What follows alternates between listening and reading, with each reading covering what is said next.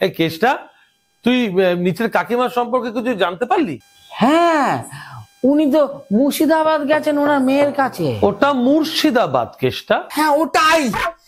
আচ্ছা দাদাবাবু, এখানে আমার ভুল ধরাটা জরুরি, হ্যাঁ, নাকি উনি কোথায় গেছেন সেটা খোঁজা জরুরি? আর নকুলদানের কি খবর? তাকেও তো সকাল থেকে দেখতে পাচ্ছি না। उसकी बहू का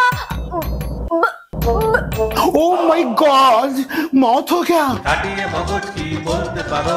মৃত্যু আমাকে কাঁদায়, মৃত্যু আমাকে ভাবায়, মৃত্যু আমাকে লেখা। হে বাবা, আমার ঘরে থাকে, এদিকে আমাকে একবার বলে গেল না যে ওর বউটা মারা গেছে। আরে বেচারা। দাদাবাবু, আমি একবার একটা বইতে শুনেছিলাম, মা হারলে মা পাওয়া যায় রে পাগলা, বউ হারলে বউ পাওয়া যায় না। ওটা চিরঞ্জিত বাবু বলেছিলেন, বউ হারালে বউ পাওয়া যায় না পাগলা, মা হারালে মা পাওয়া যায় না। আমি কিন্তু কেষ্টর সঙ্গে এই বিষয়ে একদম একমত।